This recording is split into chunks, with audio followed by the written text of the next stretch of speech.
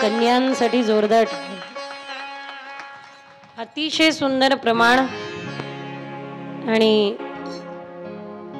हरिभक्ती परिणामच्या वैष्णवीताई जिनी प्रमाण दिला, अत्यंत सुंदर कंठ आहे.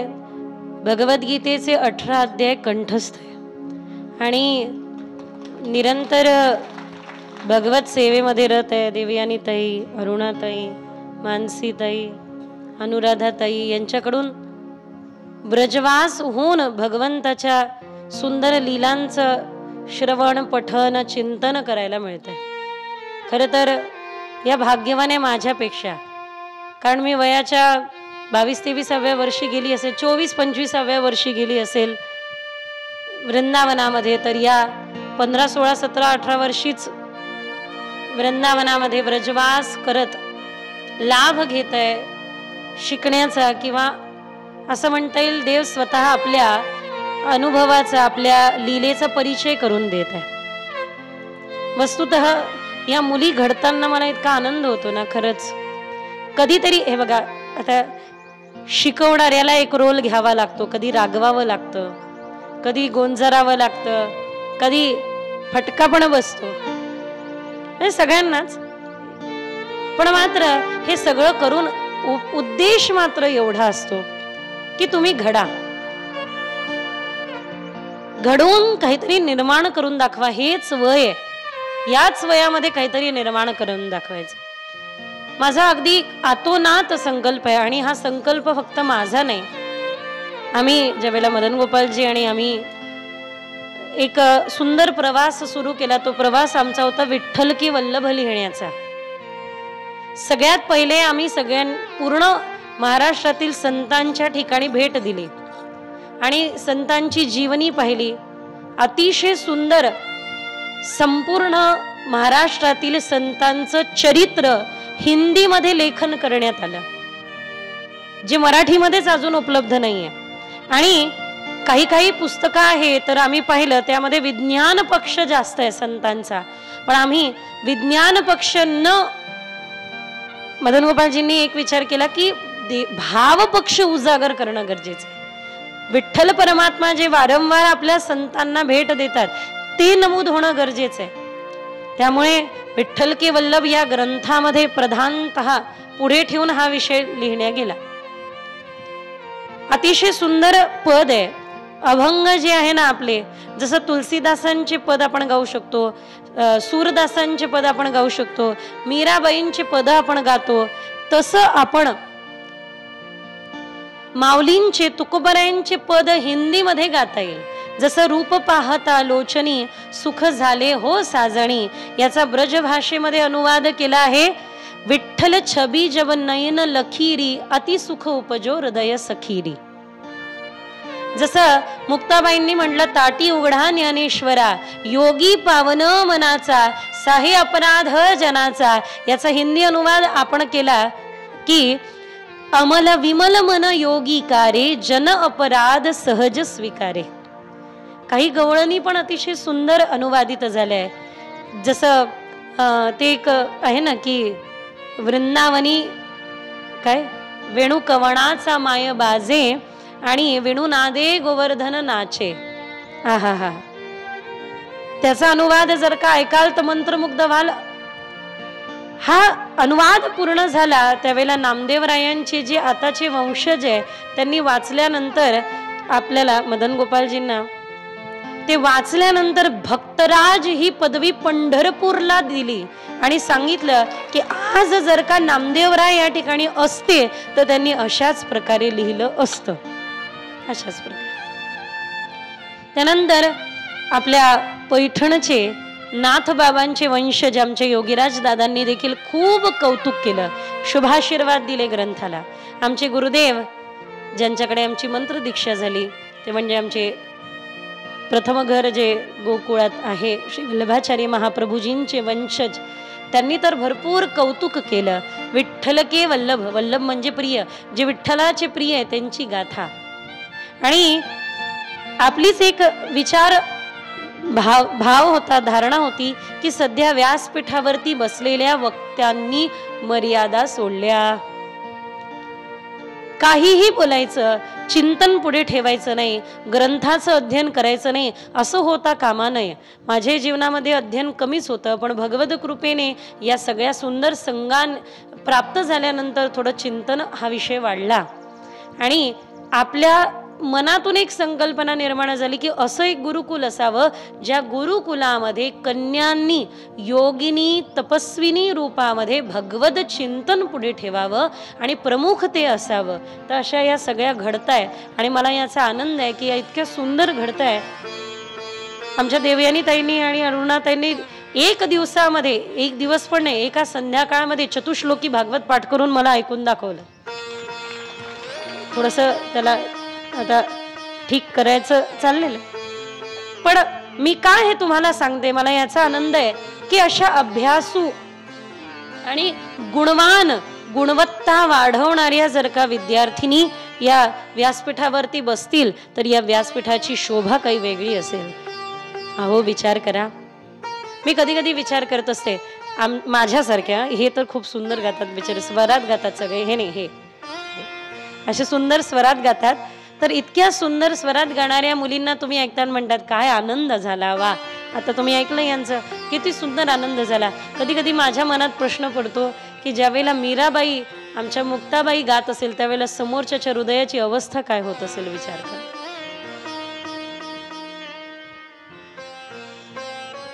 कधी जर का देवानी ते काय म्हणतात, टाइम काय क्रॉस करण्याचं काय क्या होतं वो टाइम ट्रॅव्हल, जर का असं मला काही शक्ती दिली ना तर मी मात्र एकच म्हणेल की मला दोन गोष्टी पाहायच्या. एक, संतांच्या कीर्तनात देव नाचताना पाहायचंय आणि रासलीलेमध्ये देव नाचताना पाहायचंय. बस एवढं दे, बाकी काही नसलं तरी चालतं.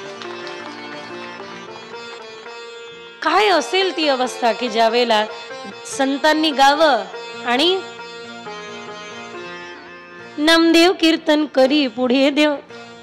हा हा हा हा सुरू केल्यानंतर तुम्ही सगळ्यांनी कसं सुरू केलं, सगळ्यांनी मिळून गा, सोबत गा. वनमाली वासुदेवा जगमोहन राधा रमणा.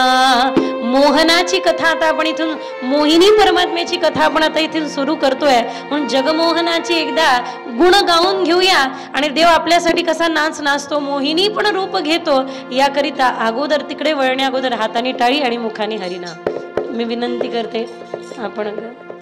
कारण हे बघा, आपण अभंग गायले त्याचा वेगळा आनंद आहे, पण आनंद द्विगुणित केव्हा होतो ज्यावेळेला उत्तर भारतीय लोक, पहिले तर पंडितजी असंच गायचे, आज आनंदी आनंद झाला.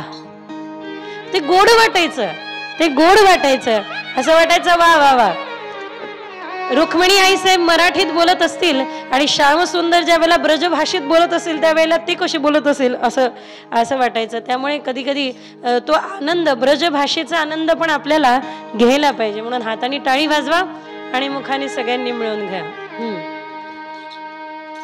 बनमाली वासुदेवा जगमोहन राधा रमणा. बनमाली वासुदेवा जगमोहन राधा रमणा. शशिवदना सरसिज नयना, शशिवदना सरसिज नयना, मनमोहन राधा रमणा.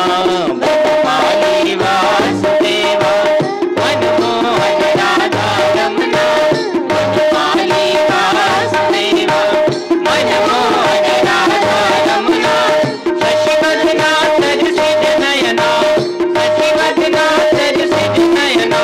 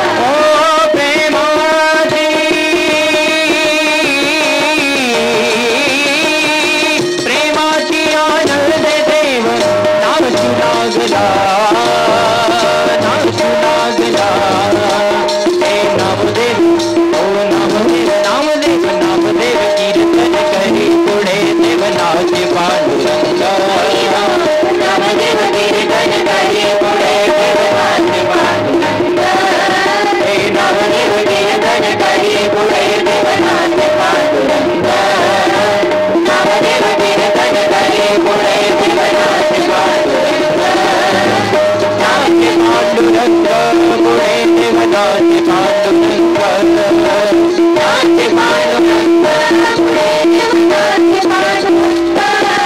हे नामदेव गिरधर करी पुढे देव नाचे पांडुरंग नामदेव गिरधर करी पुढे देव नाचे पांडुरंग नाचत डोलत देवाचा घडला पितांबर नाचत डोलत देवाचा घडला पितांबर नाचत डोलत देवाचा घडला पितांबर नाचत डोलत देवाचा घडला पितांबर नाचत हरी नाचत हो नाचत डोलत नाचत डोलत नाचत डोलत नाचत डोलत नाचत डोलत देवाचा घडला पितांबर नाचत डोलत देवाचा घडला पितांबर सावध होई देवा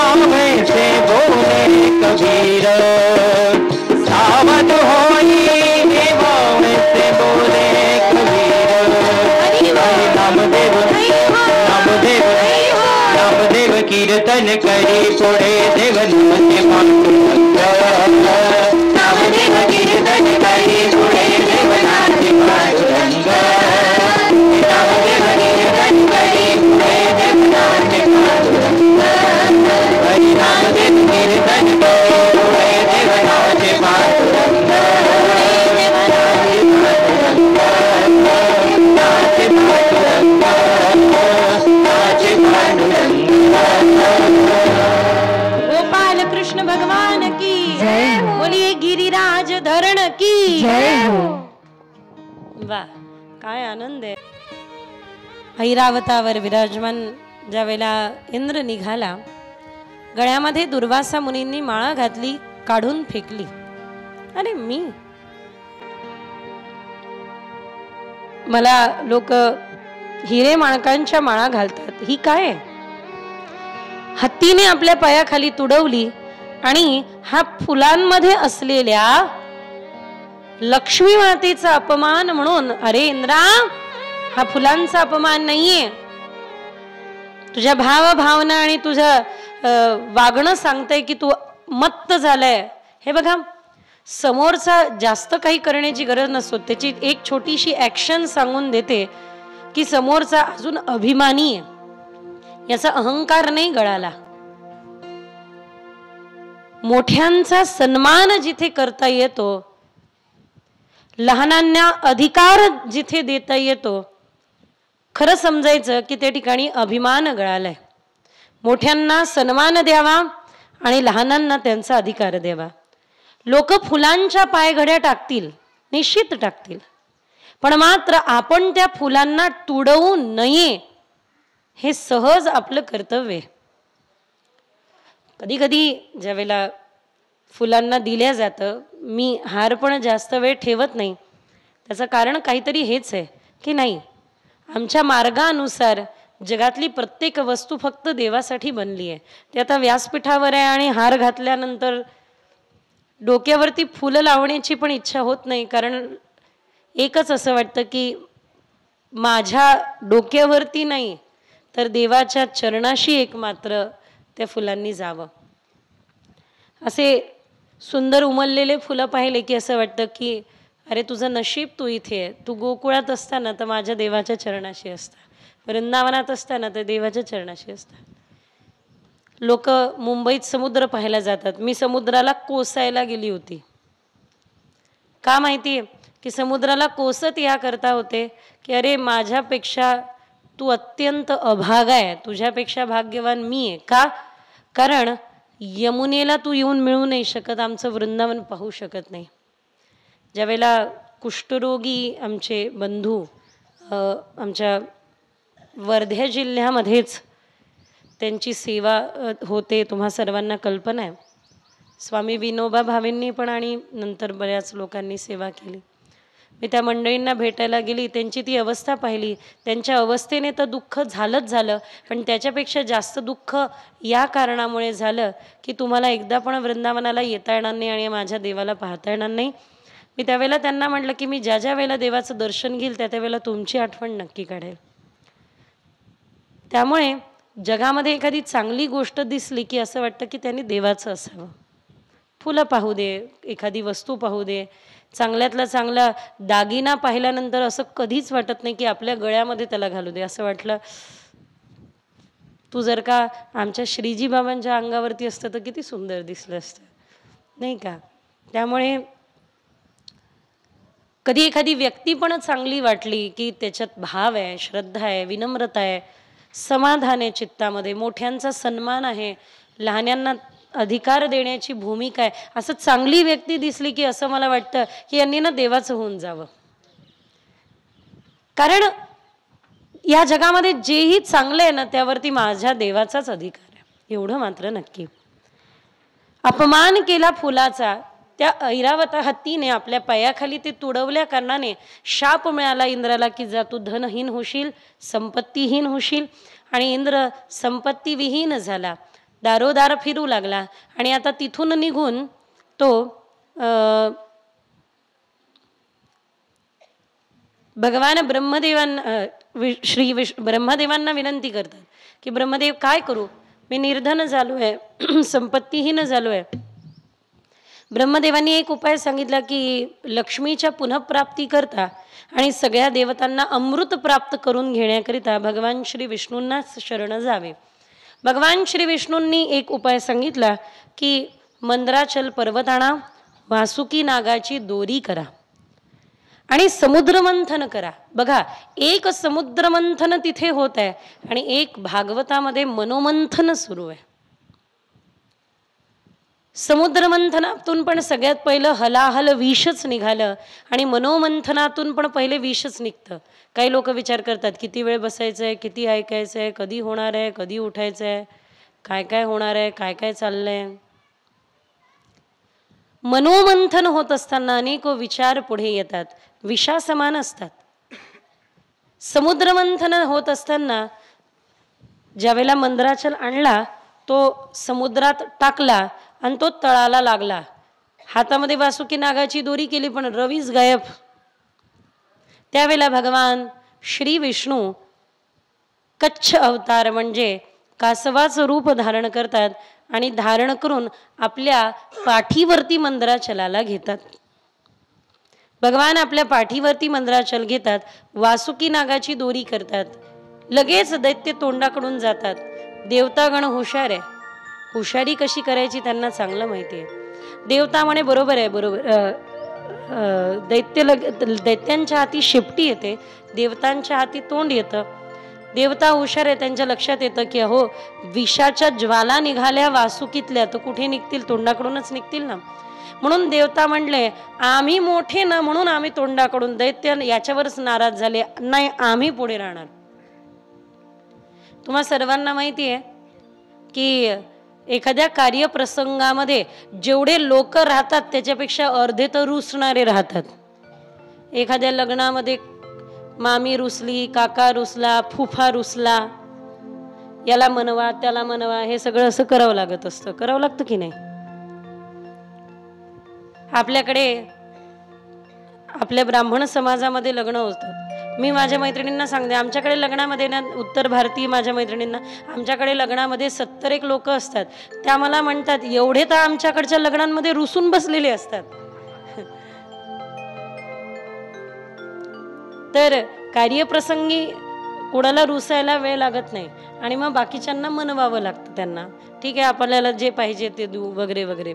तर असे हे जे रुसलेले दैत्य होते त्यांना मनवलं की जा तोंडाकडून तुम्ही जा. बस तोंडाकडून ते गेले, शेपटाकडून देवतागण उभे झाले. परत एकदा वासुकी नागाच्या दोरीने समुद्रमंथन आरंभ केलं आणि आता सगळ्यात पहिले हलाहल विष निघालं. ते पचवणं कोणालाही सामर्थ्य संपन्न नव्हतं, अवघड होतं. आणि या समुद्रमंथनातून निघालेलं हे एक प्रकारचं समुद्रमंथनातून निघालेलं हे जे हलाहल विष आहे हे पचवण्याचं सामर्थ्य फक्त एकात आहे. शिवमहिम्नामध्ये म्हटलंय. कोणात आहे? स्मशानीश्वा क्रीडा स्मरहर पिशाशा सहचरा चिता भस्मालीप स्रग पिंद्रुक रोटी परिकर. म्हणून मी मुलींना पहिल्या दिवशीपासून सांगत आहे, मुलींनो अभ्यास करा. नेवासा वासींसारखे श्रोता तुम्हाला भेटले तर काय कराल? इकडून तुम्ही एखादा श्लोक बोला, समोरून बाकीचे पूर्ण करतात. इतके विद्वान गण आहे की तुम्ही काही बोलावं आणि बाकी तर बाकी या ठिकाणी साधक प्रवृत्तीचे लोक फार कमी असतात. आमचे तबलावादक, आपलं नाव मी विचारायचं राहून गेली, मला क्षमा असावी. अरे वा, एक कृष्ण आहे आणि दुसरे मदन गोपाल आहे. म्हणजे असं दोघांच्याही भरोशावर आपला तालवाद्य आणि स्वरवाद्याच्या आधारावर चाललेला आहे. गोपाल कृष्ण भगवान की. काही चांगल्या गोष्टींसाठीच असतो की त्यांचं हित व्हावं. गोपाल कृष्ण भगवान की. तर असे भयंकर असं निघालेलं हलाहल विष कोण पचवणार? हे बघा, समाजाकडून येणारा क्रोध, राग, लोभ, मोह पचवता आला पाहिजे. ज्याला राहायचं समुद्राच्या काठावर आहे त्यांनी समुद्राच्या लहरांना घाबरू नये.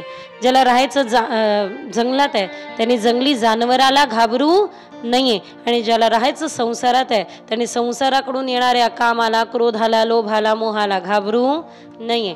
राहायचंच इथे. त्यावेळेला महादेवांपुढे तो विषाचा शंख पुढे नेला. म्हणे थांबावं जरा, पत्नीला विचारू द्या. चुकीचं काही पीत असाल तर पहिले विचारत जा आपल्या बायकोला.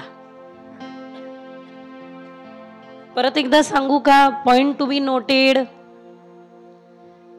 अंडरलाईन करून सांगते या वाक्याला. चुकीचं काही प्यायचं असेल तर पहिले बायकोला विचारा. महादेव पण विचारताय.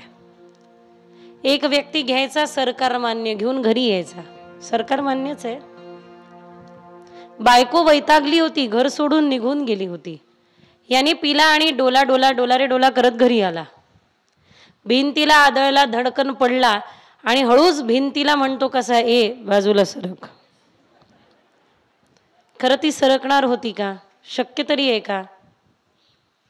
त्याला वाटलं बायको आहे. परत मागे गेला, परत भिंतीला आदळला, धडकन पडला. म्हणतो ना सरक, बाजूला सरक. ती काय सरके ना. हा काय ज्ञानेश्वर महाराज नाही भिंत चालवायला. तू आता सरकली नाही ना तर दोनही लाथा एकसाथ मारेल. शेवटी नाही सरकले म्हणून दोन्ही पाय घेतले आणि एकसाथ मारले भिंतीला, धडकन खाली आदळला. 32 बाहेर निघाली. मग म्हणतो कसा, आता कशी सरकली ग? असं पिणं योग्य नाही ज्या पिण्याने माणूस माणसात राहत नाही. अशा पद्धतीचा मला नाही वाटत अशा पद्धतीचा कोणी नशा इथे करत असेल. पण नसाल करत तर छानच आहे. माझ्या या वाक्यांना ज्यांच्या ज्यांच्या कानापर्यंत जात असेल, इथे आलेले, इथे बसलेले, इथे न आलेले, घरी झोपलेले, माझा आवाज ऐकू येत असेल तर ऐका. जीवनामधला असा नशा सोडा. नशा करना तो ऐसा कर, जगत में नाम रोशन हो. अशा पद्धतीने सुंदर व्यसन करा. यू तो बस हमारा कंठ नीला नहीं, पर हमने भी कुछ कम विष पचाया नहीं. या छोट्याशा वयामध्ये 16-17 वर्षाच्या, बरं ठीक आहे चला 33-34 वर्षाच्या वयामध्ये भरपूर असे प्रसंग पाहायला मिळाले, भरपूर अशा गोष्टी पाहायला मिळाल्या. त्यामुळे मी म्हणत असते की यू तो बस कंठ नीला नाही. आमचा कंठ जरी निळा नसेल तरी मात्र आम्ही भरपूर विष पाहिलंय. समाजाकडून येणारं, समाजाने दिलेलं. घाबरून जाऊ नका, दचकू नका, चालत राहा. परत एकदा समुद्रमंथन झालं. आता समुद्रमंथनातून नाना रत्न निघाले. कौस्तुभाख्य मद्भूतम रत्नम पद्मरागो महोदधेः. तर ज्यावेळेला ऐरावत हत्ती निघाला तो इंद्राला देण्यात आला. उच्च ईश्रवा अश्व निघाला तो दैत्यांना दिला. उच्च ईश्रवा म्हणजे आपली कीर्ती उच्च व्हावी असं दैत्यांना वाटतं. आणि देवतांना काय वाटावं की देवाची कीर्ती श्रेष्ठ व्हावी, आपली काय. त्यामुळे आपली कीर्ती, आपले गुणगान गात नका राहू, देवाचेच गुण गा. अशा प्रकारेनं इथे मला एकही दिवस चिठ्ठी नाही आली. नाही तर एखाद्या ठिकाणी दर मला 10 मिनिटाला एक चिठ्ठी, याचं नाव घ्या, त्याचं नाव घ्या, याचं नाव घ्या, त्याचं नाव घ्या. एकदा जोरदार मोहिनीराजांचा हा सप्ताह आयोजित करणाऱ्या सगळ्या कमिटीसाठी जोरदार टाळ्या वाजवा.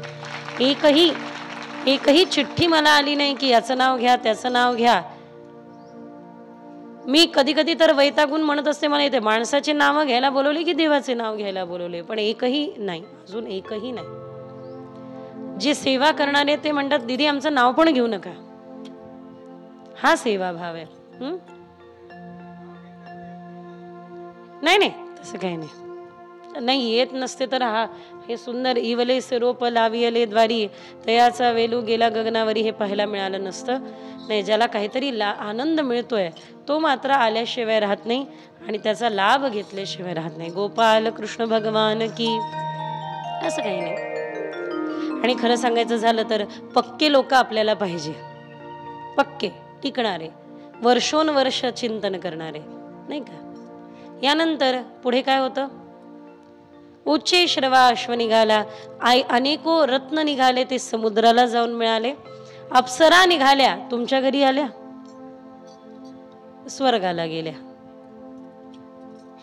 एक एक अप्सरा काय कमी आहे का देवाच्या भक्ती करणाऱ्या. यानंतर अनेको अशा घटना घडल्या, अनेको रत्न आदी निघाले. सगळ्यात शेवटी धन्वंतरी हातामध्ये अमृताचा कलश घेऊन निघाले. जसे ते अमृताचा कलश घेऊन आले तसं दैत्याने तो अमृताचा कलश पळवला. इथेच आले. दैत्याने तो अमृताचा कलश इथपर्यंत आणला. आपण असं मानतो की मुंबईमध्ये समुद्रामध्ये ही समुद्र मंथन झालं असं आपण मानतो. तिथून निघाले आणि इथे आले असं आपण मानतो. तर इथे आल्यानंतर या ठिकाणी भगवान श्री कच्छ अवतार सोडतात आणि तत्क्षण मोहिनी अवतार धारण करतात. बोला मोहिनी भगवान की जय हो. मोहिनी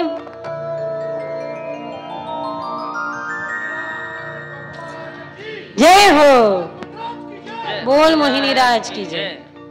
अशा प्रकारे भगवान मोहिनी अवतार धारण करतात आणि इथे येतात. तर दैत्यांना असं म्हणतात की जे वरचं आहे ना पातळ ते देवांना देऊन देते. हे देवांना तर द्यावं लागेल, त्यांनी पण आपल्यासोबत समुद्र मंथन केलं. तर जे वरचं पातळ आहे ते त्यांना देतो, खालचं घट्ट तुम्हाला देतो. म्हणजे देवाने त्यावेळेला असं केलं, असार हे दैत्यांना दिलं, सार हे देवांना दिलं. म्हणून सारासार विचार हरिपाठ.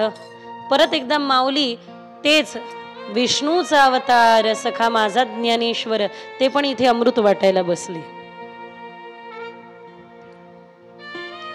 अशा प्रकारे मोहिनी भगवान ज्या वेळेला अमृत वाटायला या ठिकाणी विराजमान झाले, देवतांना अमृत देण्यात आलं.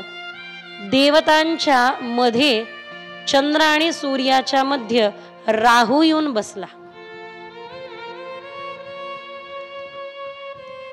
भगवान श्री विष्णूंना मोहिनी रूपामध्ये खुणवलं की देवा हा राहू आहे बरं का. त्यावेळेला अमृत तर देऊन दिलं होतं. भगवान श्री विष्णूंच्या चक्राने सुदर्शनाने 2 भाग केले, राहू आणि केतू. कारण आता अमृतपान झालं होतं ना, त्यामुळे राहू आणि केतू हे 2 भाग झाले. बरेच लोक राहू आणि केतू या ग्रहांना मानत नाही, तर तुम्ही गर्ग संहितेमध्ये राहू छाया गृहीत्वैवम या नावाने जे प्रकरण आहे ते वाचावं. ठीक आहे. कशा प्रकारे राहूचा परिणाम नर्वस सिस्टम वरती होतो. मी आजच आपल्या संत ज्ञानेश्वर विद्यापीठामध्ये मुलींशी, बऱ्याच मुली होत्या, त्या मुलींशी बोलताना मी एकच सांगितलं की मुलींनो, राहूचा म्हणजे आपला जो राहू ग्रह आहे त्याचा परिणाम नर्वस सिस्टमवर होतो. त्यामुळे सुसाईड टेंडेन्सी निर्माण होते. घटकेत चांगलं वाटतं, घटकेत डल वाटतं, घटकेत एकदम छान वाटतं, एखादा दिवस एकदम छान, एखादी दिवस एकदम असं काहीच नाही करायचं. आजकालच्या मुलामुलींची हीच परेशानी आहे. कधी कधी इतके उत्साही राहतात, कधी कधी एकदम निरुत्साही राहतात, कधी कधी एकदम हे करते कधी कधी काहीच नाही करत. कधी कधी तर सगळं घर आवरतील आणि कधी कधी स्वतःचे केसही असे मलिन ठेवतील. नाकावरची माशी उडवणार नाही, कोणी या रे उडवून द्या रे. हे का? नर्वस सिस्टम वरती हा याचा परिणाम होतो. कधी छान वाटतं, कधी वाईट, कधी छान वाटतं, कधी एकदम खतरनाक. आणि हे झोन जे याला म्हणतात सुसाईड, म्हणजे सुसाईड टेंडेन्सी निर्माण होणार, आत्महत्या मनामध्ये अनेको युवकांच्या. खरं मी तुम्हाला सांगते, मी आज युवकांच्या मध्ये रोज जाण्याचा प्रयत्न करत असते आणि युवकांना सांगत असते की युवकांनो, जर का तुम्हाला जीव नसावा, जीव संपवावा, जीव संपावा, लवकर मरावं असं वाटत असेल तर याचा अर्थ तुमच्या राहूमुळे होणाऱ्या नर्वस सिस्टमला एकदा पहा. त्यामुळे कुठेतरी आपल्याला साधना करणं गरजेचं आहे. मी ज्यावेळेला ज्योतिष शिकायला बसली त्यावेळेला माझ्या गुरुदेवांनी फार सुंदर सांगितलं, ज्योत अधिक ईश. जी ज्योत आपल्याला आपल्या ईश्वराकडे घेऊन जाते ते म्हणजे ज्योतिष. जी ज्योत आपल्याला ईश्वराकडे घेऊन जाते. त्यामुळे अतिशय महत्त्वपूर्ण बाब आहे ही, त्याकडे आपण लक्ष देऊ. तर अशा प्रकारे या अमृत वाटत असताना राहूचे 2 भाग केले. राहू व केतू भगवान विष्णू रूपामध्ये पुन्हा येतात. या मोहिनी रूपाला पुन्हा एकदा भगवान इथेच धारण करतात. केव्हा? चिताभस्मालेफ सर्गपिंद्रुकरोटी परिकर अमंगल्यम शीलम तव भवतु नामैव वखिलम तथापि स्म तूर्णम परद परमं मंगलमसी. चिताभस्म लावत असताना एक खडा निघाला, बाजूला टाकला, भस्मासूर प्रगटला. भगवान शंकरांनी सांगितलं, ज्याच्या डोक्यावर हात ठेवशील ते भस्म होऊन जाईल. याच्या त्याच्या डोक्यावर हात ठेवायला सुरुवात केली आणि या भस्मासुराने विचार केला, महादेवांच्याच डोक्यावर हात ठेवला तर. याला म्हणतात जिस थाली में खाते हैं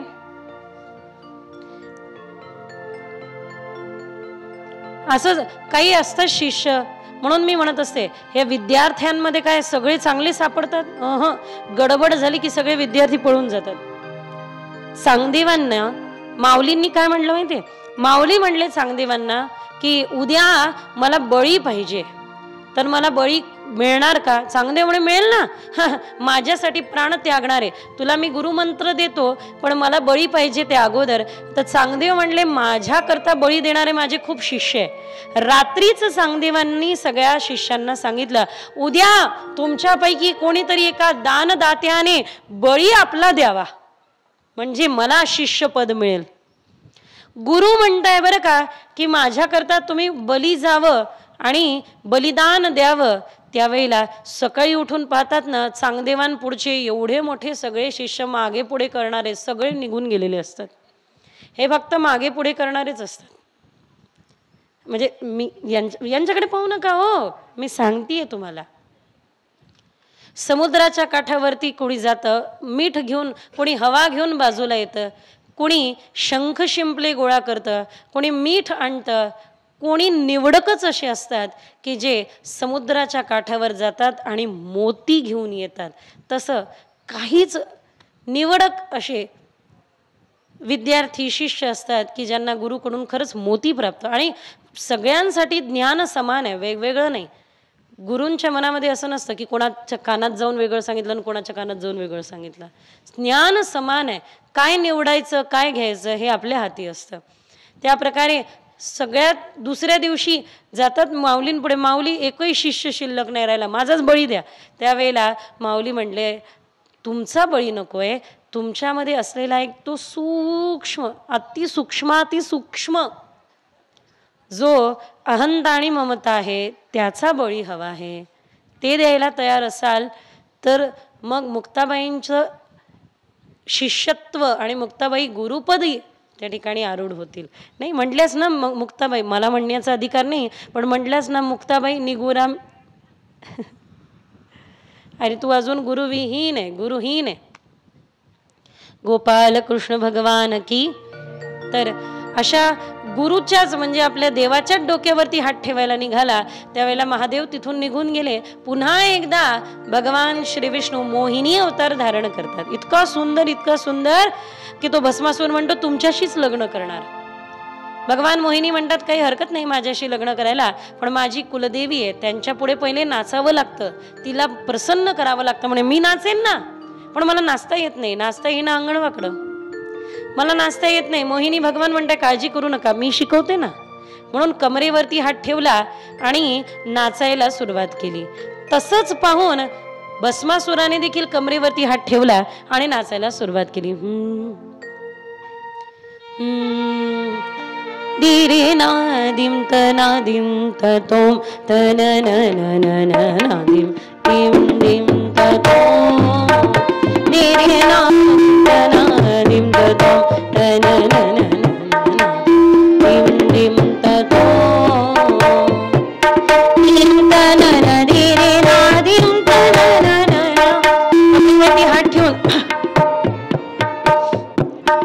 नाचायला सुरुवात केली. त्याच प्रकारे भस्मासुराने देखील कमरेवरती हात ठेवला आणि नाचायला सुरुवात केली. मग भगवान श्री मोहिनी परमात्म्याने कमरेवरचा हात काढला आणि खांद्यावरती ठेवला. तेच महान भस्मासुराने देखील खांद्यावरती हात ठेवला आणि सुरुवात केली नाचण्याकरता. अतिशय सुंदर लोभस पाहण्यात गुंग होऊन जाईल असं नृत्य मोहिनी भगवान करतायत.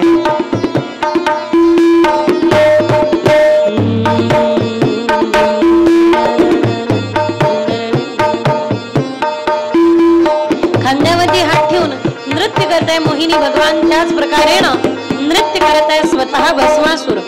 भगवंतानी आपला खांद्यावरचा हात काढला आणि डोक्यावरती हात ठेवला. जसा आपल्या डोक्यावरती हात ठेवला भस्मासुराने देखील खांद्यावरचा हात उचलला आणि हळूच डोक्यावर ठेवला.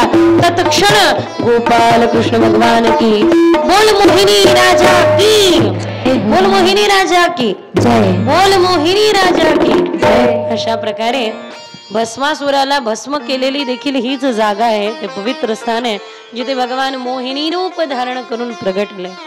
मोहिनी अवताराने अनेक लीला केल्या. मोहिनी अवताराला पाहूनच सूर्याच्या मनात वात्सल्य निर्माण झाल्या कारणाने वृषभानूचा जन्म मिळाला आणि साक्षात मोहिनीला देखील मोहिनी पाडणाऱ्या श्री राधा राणीने त्यांच्या घरी प्राकट्य केलं, जे स्वतः देवाचाच स्वरूप आहे. अनेक वर्ष सुंदर लीला आपल्याला पाहायला मिळतील. समुद्र मंथनानंतर मात्र देवासुर संग्रामामध्ये मारल्या गेलेल्या राजा बलीला दैत्यगुरु शुक्राचार्याने संजीवनी विद्येच्या आधारावर मंत्राच्या आधारावर पुन्हा जीवित केलं. हा संजीवनी मंत्र असा होता की मेलेले पण जिवंत व्हायचे. आज मी म्हटलं तर झोपलेले पण जागे होत नाही. मंत्राच्या मागे मंत्र म्हणणाऱ्याचं सामर्थ्य आणि साधना निहित आहे.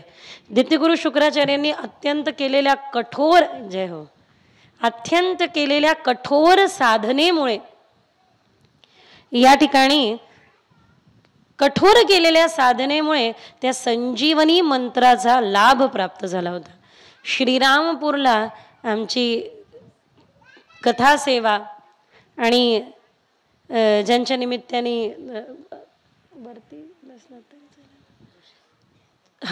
या ठिकाणी हरिभक्तीपरायण जगदंबेचे नित्य उपासक सेवक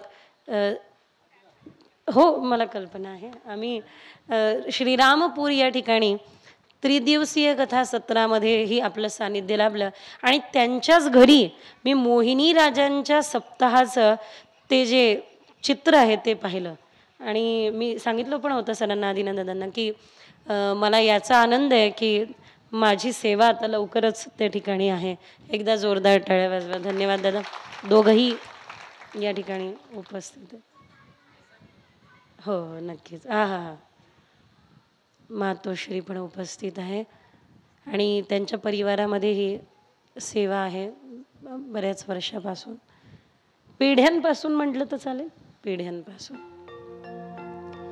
मोहिनी राजांचा हा सप्ताह मोहिनी अवताराचाच प्रसंग चाललेला आहे आणि भगवान श्री मोहिनी अवतार धारण करून या ठिकाणी विराजमान होतात आपल्यावरती कृपा करण्यासाठी. म्हणून पहिल्याच दिवशी मी म्हटलं होतं की देवा एवढं मात्र नक्की, जगताला विश्वाला तू मोहित करत असेल पण तुला मोहित करणारं आमच्याकडे भागवत रूपी साधन आहे. हे भागवत साधन आपण देवतांना मोहित करण्यासाठी वापरतो. त्याचं कारण हे शस्त्र आहे, सामान्य नाही.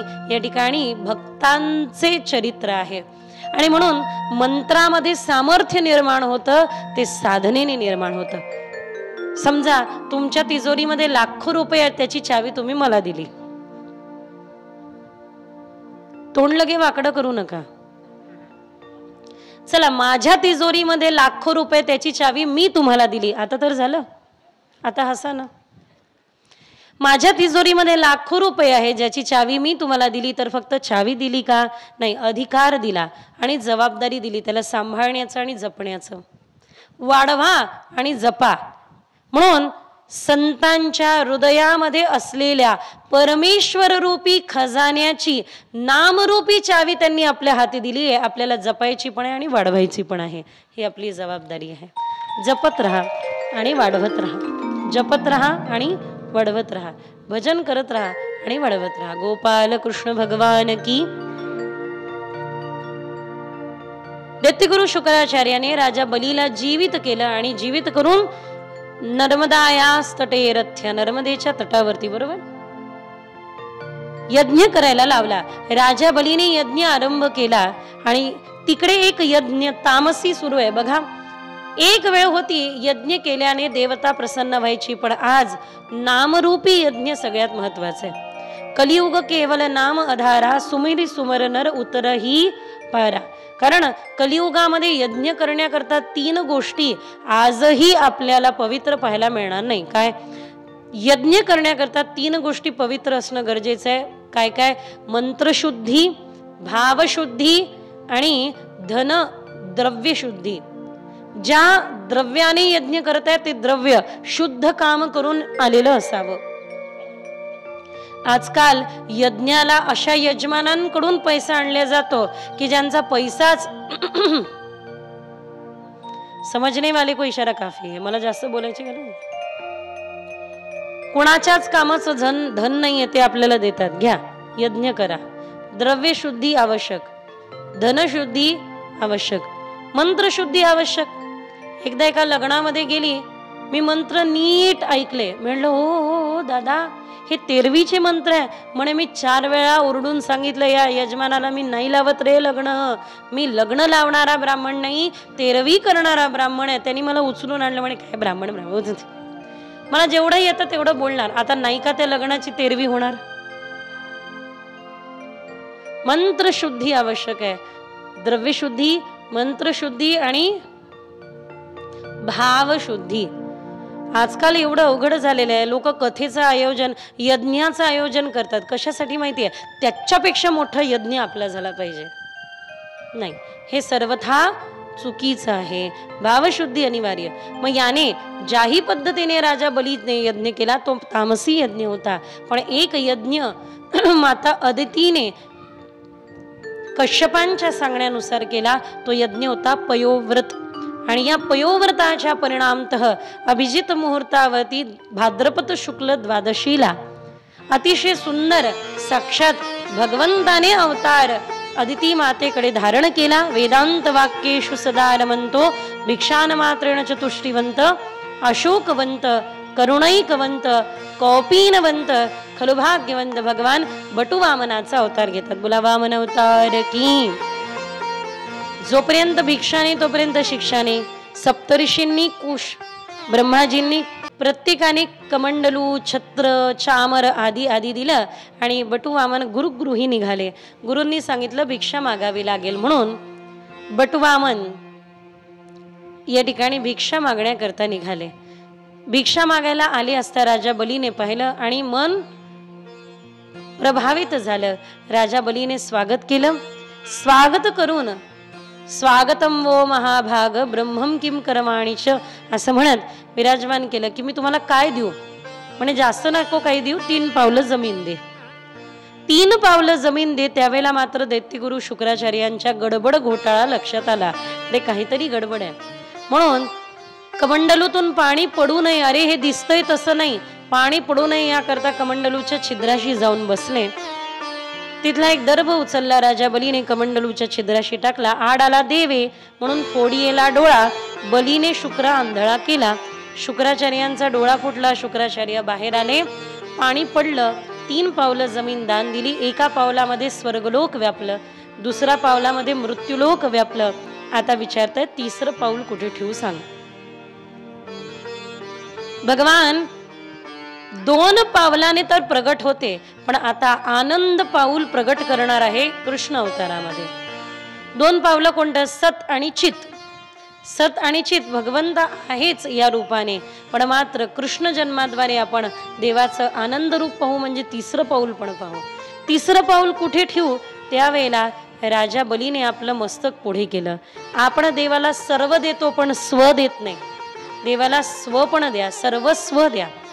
काही लोकांकडे यजमान पद म्हटलं, हा हा हा यजमान आम्ही बनतो ना, आमच्याकडून गहू घेऊन जा, तांदूळ घेऊन जा, कुंकू घेऊन जा, बुक्का घेऊन जा, महाळ घेऊन जा, पाहिजे असेल तर 11,000 दक्षिणा घेऊन जा. तुम्ही नाही, मला वेळ नाही. काही ठिकाणी पहिल्या दिवशी जे यजमान दिसतात, काही काही ठिकाणी डायरेक्ट 7व्याच दिवशी दिसतात. ताई राम राम, आम्हीच या कथेचे यजमान. बरं आहे बा, 7व्या, काही काही दिवशी तर 7व्या दिवशी दिसत नाही. विषय वगळला तर देवाला सर्व फक्त देऊ नका, सर्वस्व द्या. राजा बलीने आपलं शीश पुढे केलं, भगवंताने आपलं 3रं पाऊल मस्तकावरती ठेवलं आणि राजा बलीला पाताळाचं राज्य दिलं. राज्य तर दिलं, पण आता मात्र राजा बलीला विचारलं काय पाहिजे. म्हणे एकच पाहिजे, माझी एकच विनंती आहे की तुमचं रूप इतकं सुंदर आहे, मी तुमच्या रूपावर भाळलो, मी कोणत्याही दरवाजातून निघालो तर मला तुमचं दर्शन झालं पाहिजे. अशा प्रकारे प्रत्येक दरवाजामध्ये भगवान उभे. आता विचार करा, राजा बली बाहेर पडेल तशा देव किती दरवाजांवर पळायचे. माता लक्ष्मी नारदांना विचारतात, आत्ता आत्ता आमचं लग्न झालं, आत्ता आत्ता समुद्रातून मी निघाले, आत्ता आत्ता मी त्यांचं वर्ण केलं, निवडलं आणि आम्ही संसार सोड, आता गेले कुठे. म्हणजे काय सांगू, असंच आहे देवाचं. त्यांना एखादा भक्त आवडला की त्याच्याकडे जातात आणि सेवा करत राहतात. राजा बलीकडे लक्ष्मी आली आणि लक्ष्मी आईसाहेब म्हणताय, मला ओळखलं का. मला नाही ओळखलं. अरे तुझ्या काकाच्या आजोबाच्या मामाच्या मुलाच्या आजोबाच्या काकाच्या मुलाच्या आजोबाच्या काकाच्या मुलाच्या मामाच्या मुलाची मुलगी तुझी बहीण आहे रे. आज बलिप्रतिपदेचा दिवस हा प्रसिद्ध होईल, मी तुला अक्षण करायला आली. बरं ताई, काय देऊ तुला, याचीच वाट पाहत होती मी. तुझ्या द्वारावरती उभा असलेला हा द्वारपाल मला देऊन दे, मी त्याची आहे, ते माझे. लक्षात येत आहे का. राजा बलीने नारायणाला आपलं केलं, लक्ष्मी स्वतः चालत आल्या. म्हणून हे जे मार्गशीर्षातले गुरुवार करताना तुम्ही मारे, हां, हात जोडून विनंती आहे, फक्त एकट्या लक्ष्मीला बसवू नका, सोबत नारायणांना पण बसवा. त्याचं कारण हे आहे की तुम्ही फक्त लक्ष्मीला बसवाल, किती दिवस ती राहील तुमच्याकडे नारायण सोडून. नाही नाही नाही, नारायणांना पण विराजमान करा, म्हणजे दोघंही पती पत्नी येतील, घर धनधान्य आणि अष्टलक्ष्मींनी संपन्न असेल, लक्ष्मी नारायण तुमच्या घरी विराजमान असेल. म्हणून हाताने टाळी, मुखाने हरिनाम. पुढची कथा बघू आणि मग कृष्ण जन्माकडे वळू. बोलो नारायणा जय जय विठ्ठला, बोलो नारायण जय जय विठ्ठला. लक्ष्मी नारायण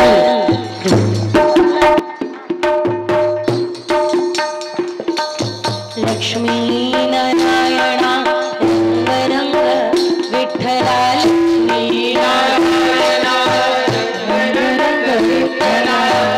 गोविंद विठ्ठला, गोपाल विठ्ठला, श्रीरंग विठ्ठला, पांडुरंग विठ्ठला, श्रीरंग विठ्ठला, पांडुरंग विठ्ठला. बोलो नारायणा जय जय जय विठ्ठला, बोलो नारायणा जय जय विठ्ठला. लक्ष्मी नारायणा रंग रंग विठ्ठला, श्री नारायणा रंग रंग विठ्ठला. गोविंद विठ्ठला, गोपाल विठ्ठला, गोविंद विठ्ठला, गोपाल विठ्ठला, गोविंद विठ्ठला, गोपाल विठ्ठला, गोविंद विठ्ठला.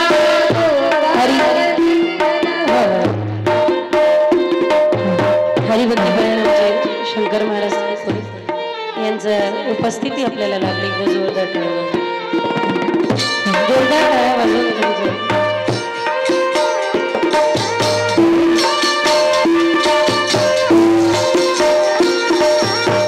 गोविंद विठ्ठला, पांडुरंग विठ्ठला, गोविंद विठ्ठला, पांडुरंग विठ्ठला, गोविंद विठ्ठला, पांडुरंग विठ्ठला, गोविंद विठ्ठला, पांडुरंग विठ्ठला.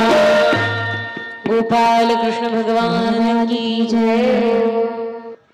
यानंतर सूर्यवंशामध्ये अनेको कथा येतात. राजा शर्यतीची येते, बाहुकाला भरपूर राण्या असतात. भगवान या ठिकाणी सगरांची कथा येते. त्यानंतर भगवान राम अवतार घेण्या अगोदर सूर्यवंशामध्ये भगीरथ गंगामय्याला प्रसन्न करतात, तीही कथा वर्णन केल्या जाते. राजा अंबरीश एकादशी व्रताचं महात्म्य वर्णन केल्या जातं. आज एकादशी व्रत आहेच. पंच ज्ञानेंद्रिय पंच कर्मेंद्रिय आणि एका मनाला देवाला समर्पित करणे म्हणजे एकादशी हे खरं आहे. पण याचबरोबर एक सायंटिफिक गोष्ट सांगते. चंद्रमा मनसो जाते, चंद्राचा परिणाम मनावरती होतो. अमावस्या पौर्णिमेला काही लोकांना वेगवेगळे भास होतात, स्वतःवर स्वतःचं कंट्रोल राहत नाही. त्याचं कारण चंद्राचा परिणाम जलतत्वावर होत असतो, म्हणून समुद्रात भरती ओहोटी उठते. तसं मनावर पण परिणाम होतो. एकादशी 4 दिवस अगोदर एकादशी करा. जास्त काही खाऊ नका, कमी खा. तर होईल काय, जे थोडं कमी खातात आणि एकादशी व्रत करतात, एकादशी आणि नीट फल आहार ग्रहण करा. त्या केल्याने, तसं केल्याने ज्यांना काही आजार आदी आहे त्यांनी खाल्लं तरी काही हरकत नाही. आता आम्हाला एवढं बोलायचं, आम्हाला खावं लागेल, माझ्याकडे पाहू नका, आम्हाला खावंच लागतं. कारण बोलायचं एवढं म्हटल्यानंतर कुठेतरी शक्ती राहिली पाहिजे. तर ज्याला कार्य आहे, जो आजारी आहे, त्याने ग्रहण करावं. पण बाकी फल आहार करायला काही हरकत नाही. फल आहार करणे आणि थोडं इंद्रियांना शांत करणे, त्यावेळेला चंद्राचा होणारा परिणाम हा अमावस्या पौर्णिमेला होणार नाही, त्रासादी होणार नाही. पूर्वीच्या काळी डॉक्टर लोक ऑपरेशन करायचे नाही अमावस्या पौर्णिमेला. खूप ऍक्सिडेंट व्हायचे अमावस्येला पौर्णिमेला. का माहितीये? समोरून येणारी गाडीची गती आणि आपल्या जाणाऱ्या गाडीची गती हे लक्षात येत नाही, लक्षात नाही येत. लौह तत्वावरती त्या दिवशी चंद्राच्या प्रकाशाचा परिणाम होत असतो. त्यामुळे एकादशी व्रत करतात. व्रत एकादशी राहीनं, व्रत एकादशी केल्याने आपल्या जीवनामध्ये एक सुंदर काय तेज प्राप्त होतं आणि मनावरती परिणाम होत नाही अयोग्य आधी. गोपाल कृष्ण भगवान की. या ठिकाणी मी आपल्याला सांगू इच्छिते की ही कथा आपल्याला खूप काही देऊन जाते. पण राजा अंबरीश यांनी केलेल्या एकादशी व्रताचा व्रत प्रभाव हा की त्यांची महानता या विश्वामध्ये स्थायी झाली. वर्णन विस्तारपूर्वक न करता थोडक्यात केलं. रघुवंशामध्ये अजांचे दशरथांना संतान नाही म्हणून विनंती केली. त्यावेळेला गुरूंनी पुत्रकामेष्टी यज्ञ करायला लावला. दशरथा हे घे पायस दान. आणि त्या परिणामतः अग्निदेवतेने दिलेल्या प्रसादाला 3 ठिकाणी विभाजित करण्यात आलं. 3ही राहण्या गरोदर राहिल्या. एका ठिकाणी वर्णन करतात की सुमित्रा मैयाच्या हातावरचा प्रसाद एका घारीने उडवला, तो ग्रहण केला. ऋषमुख पर्वतावर असलेल्या अंजनी माताने म्हणून अंजना माता गर्भस्थ राहिल्या आणि त्यांना झाले पवनपुत्र हनुमान. अंजनीच्या सूता एक मुखाने बोला, एक मुखाने बोला, दिव्य तुझी राम भक्ती, भव्य तुझी काया. बालपणी गेलासे तू सूर्याला धराया, सूर्याला थरथरली ही धरती. एक मुखाने बोला, हार तुला नवरत्नांचा जानकीने घातला.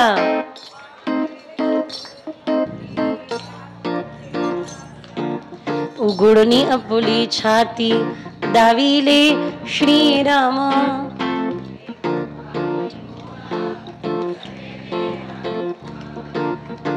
पण सगळ्यात पहिले रामनवमी येते ना, म्हणून प्रभू रामचंद्र प्रगटले. भय प्रगट कृपाला दीन दयाला कौशल्या हितकारी, हर्षित महतारी मुनि मनहारी अद्भुत रूप. राम जन्म लाग सखी राम जन्म लाग, राम जन्म लाग सखी राम जन्म लाग, राम जन्म लाग सखी राम जन्म लाग.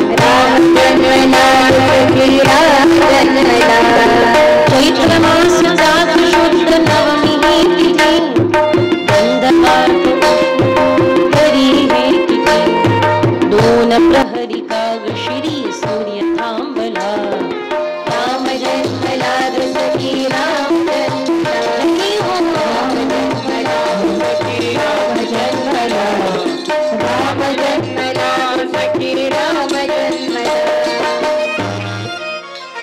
तर प्रभू रामचंद्र भगवान अवतरित झाले. सगळ्यांनी मिळून हर्षोत्सवामध्ये हा उत्सव संपन्न केला आणि आपण सगळे वाट पाहत होतो ती घटिका या गेल्या वर्षात पूर्ण झाली. लोग कहते हैं राम ने और राम मंदिर ने भारत को पागल कर दिया, पर हम कहते हैं राम ने और राम मंदिर ने भारत को पवित्र कर दिया, पावन कर दिया. आता तुमच्याकडे पाहिलं हा संख्या वाढली आज इकडची पण. गोपाल कृष्ण भगवान की, प्रभू रामचंद्र भगवान की जय. जय वगैरे म्हणत जा मनातल्या मनात.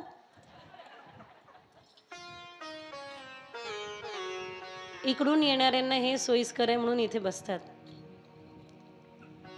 तर या ठिकाणी प्रभू रामांच्या प्राकट्यानंतर ही धरती आनंदित.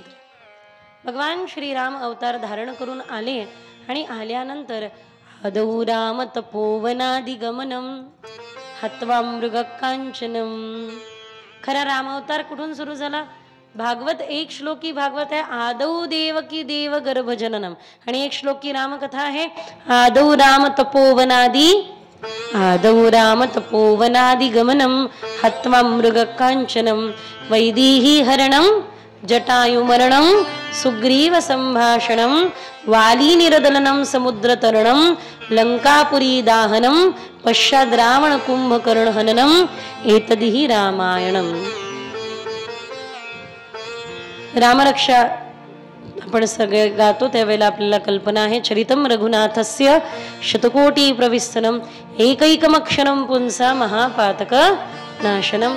प्रभू रामचंद्र अवतार धारण करून या जगताला आपल्या नामाद्वारे सगळ्यांना तारतात. राम म्हणजे प्रकाश, मो म्हणजे माझ्यात. हे राम नाम तारक आहे. आज आम्ही या ठिकाणी ब्रह्मचैतन्य गोंदवलेकर महाराजांचा सुंदर परिवार आहे. आवटी दादा आमचे सगळ्यांना एकत्रित करून त्या परिवारामध्ये निरंतर रामनामाचं सामर्थ्य महात्म्य गात राहतात. तर मी त्याही वेळेला सांगितलं, परत एकदा सांगेल, ब्रह्मचैतन्य गोंदवलेकर महाराजांच्या सगळ्या जवळपास सोबत राहणाऱ्या काही सेवकांना असं वाटायला लागलं होतं की महाराजांना सिद्धी प्राप्त झाली, ते स्वतः काहीतरी वेगळी साधना करतात आणि आपल्याला ना फक्त नाम जपायला लावतात.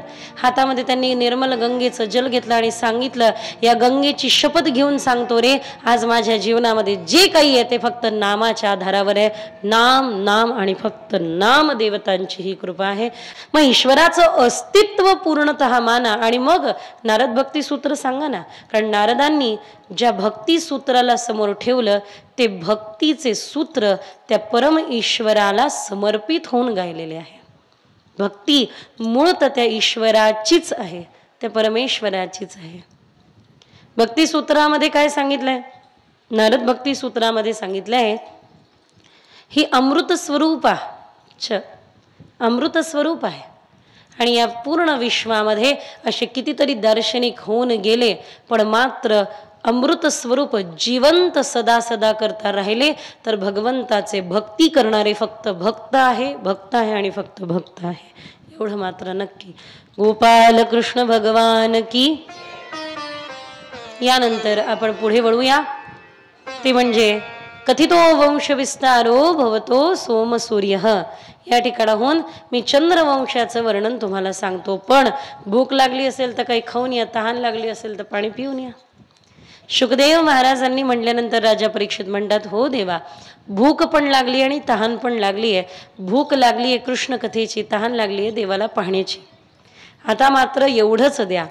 अशा प्रकारेनं शुकदेवजी महाराज कथा आरंभ करतात. सहस्त्रवीर्य कार्तवीर्य यदुवंश परंपरा. यदू अत्यंत समर्पित आहे. यदूला वडिलांनी आयु मागितली का? भोग भोगायला. म्हणे नाही, माझ्या आयुने तुम्ही भोग भोगायचा नाही. त्यामुळे धर्मशील हा यदुवंश परंपरेमध्येच देव अवतार घेतात. ही धरती कामधेनूच रूप धारण करून भगवंताकडे जाते आणि विनंती करते, देवा कंसाच्या आणि अत्यंत दृष्ट प्रवृत्तीच्या दुराचाराने मी त्रासलीये, आता तुम्ही अवतार घ्या. भगवंतांनी अवतार घेण्याचा निर्धार केला. अत्यंत संक्षिप्त नवम स्कंद आहे, तो नवम स्कंद आपण या ठिकाणी पूर्ण केला आहे. लक्ष द्या, इकडे लक्ष द्या. गोपाल कृष्ण भगवान की. लक्ष आहे ना? मोठीने सांगा, लक्ष आहे ना? ऐकताय ना? जागे आहात ना? नीट ऐकताय ना? झोपलात ना? गडबडीमध्ये हो निघून जाईल काही सांगता येत नाही. घ्या तुम्ही, बसून घ्या ताई.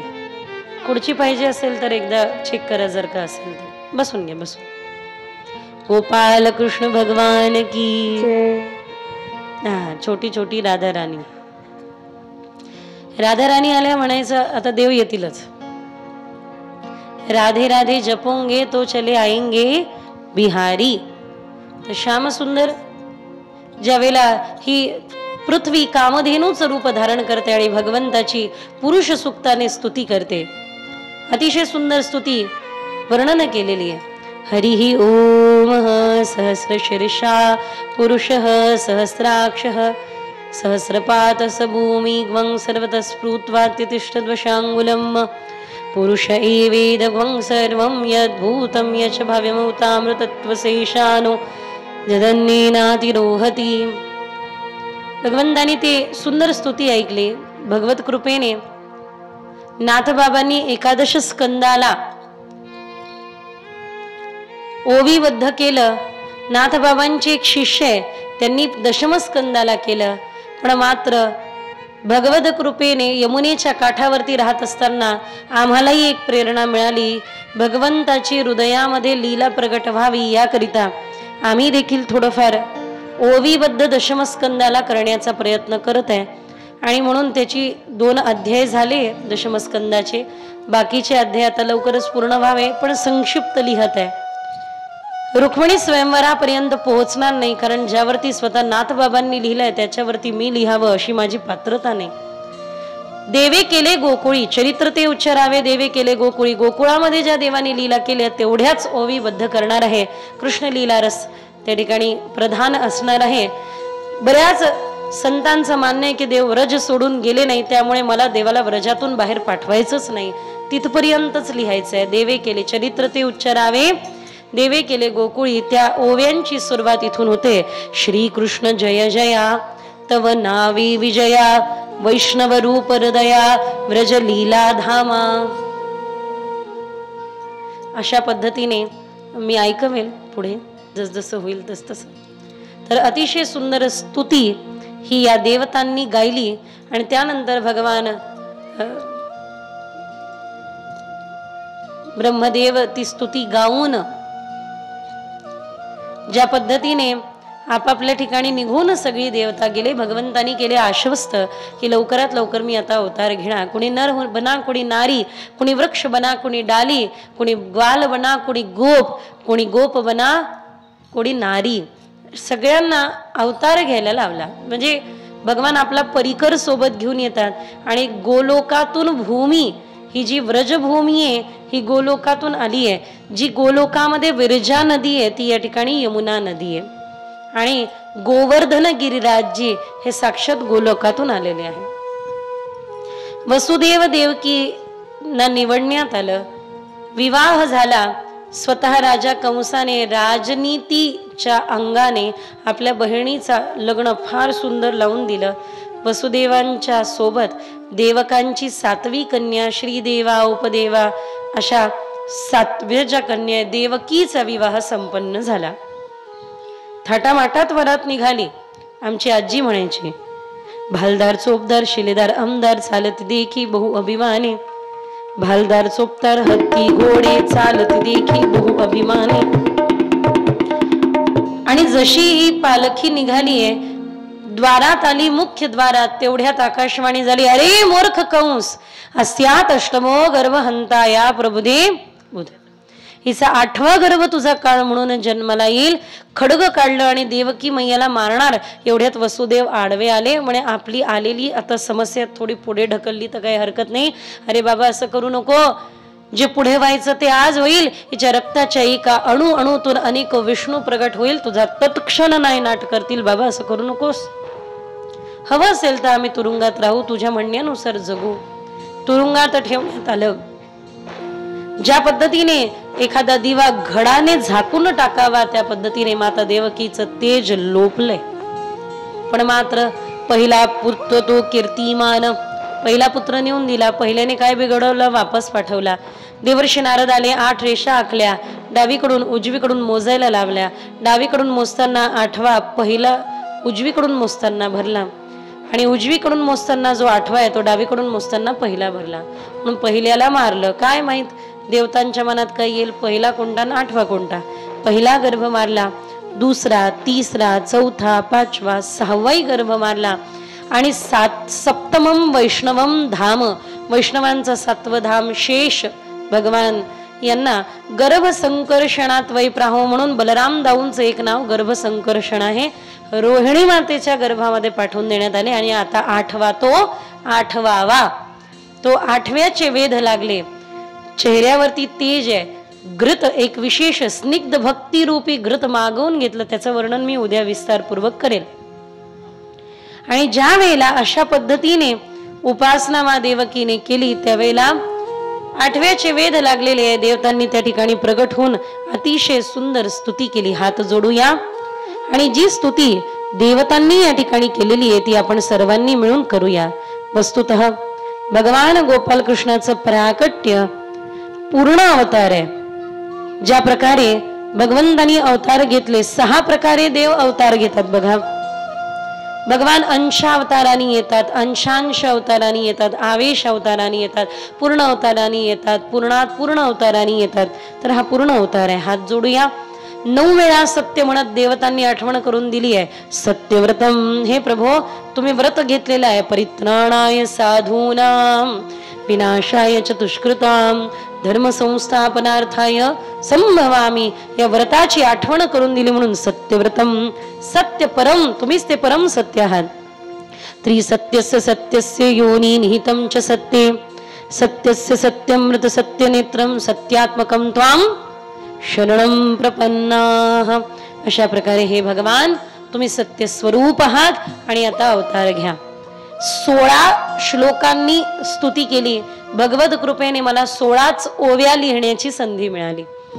ज्या यमुनेच्या मी कधी अडली तर 2च गोष्टींचं स्मरण करत असेल. एक गुरुदेवांचं स्मरण करते आणि दुसरं यमुना महाराणींचं स्मरण करते. डोळ्यापुढे जणू ते शब्द चालू लागतात, पळू लागतात आणि पूर्ण करून घेतात. अशी पक्षपाती स्तुती 16 शब्दांची 16 श्लोकांची देवतांनी केली. पक्षपाती का याचं उद्या आपण विस्तारपूर्वक पाहू. कृष्ण पक्ष शुक्ल पक्ष असतात ना, त्यामुळे 15 हे श्लोक आणि नंतर देवता आपापल्या धामाला निघून गेली. अशा प्रकारे वर्णन. देवकी मातेने केलेली नंतरची स्तुती, देवकी मातेला दिलेला आश्वासन, अशा प्रकारे सुंदर स्तुती भगवंताची करण्यात आली. आणि भगवंतानी आता अवतार घ्यायचा निर्धार केला. आता भगवान अवतरित झाले आणि म्हणताय चतुर्भुज रूपामध्ये आले. आता मला नंदाच्या घराला घेऊन जा. पण हो देवा, आमच्याकडचे बालक असे येत नाही. तमाद्भुतम बालकम भुजीक्षणम, छोटं स्वरूप घ्या. तत्क्षण भगवान आपलं चतुर्भुज रूप सोडतात. आपल्या हातातील शंख चक्र पद्म गदांना हातावर चिन्ह रूपाने धारण करतात. छोटस नन्ह स्वरूप घेतात आणि करत रडू लागतात. पण मात्र आवाज बाहेर जात नाहीये. पहारेकरी झोपी गेले. सगळे तुरुंगाचे दरवाजे उघडले गेले. देवाला टोपल्यामध्ये घेतलं. वसुदेवांनी डोक्यावरती घेतलं. या ठिकाणी विनंती आहे, तुम्ही मात्र जरी तिथे वसुदेवांनी डोक्यावर घेतलं असेल, तुम्ही मात्र त्या टोपलीला देवाला घेऊन पुढे येताना छाती जवळ धरा. कारण जोपर्यंत देव पुढे येत नाही तोपर्यंत माझा BP मात्र वाढलेला असतो. माझी एक विनंती आहे, माझे देव नाजूक आहे. तुम्ही फुलं उधळता, काय काय करता, देवाला असं हृदयाजवळ पकडून आणा. ठीक आहे. त्यामुळे या ठिकाणी भगवान येतात नंदाच्या घराला. मजनी गोकुळाला माया उपजली ते मज ठेवी आणि ते. अशा पद्धतीने भगवान गोपाल कृष्णाला वसुदेवजी घेऊन जातात. त्यावेळेला यमुना महाराणी खूप वाहते. चरण काढून यमुना महाराणींना दर्शन देऊन शांत करण्यात येतं. भगवान गोपालकृष्ण गोकुळात प्रवेश करतात.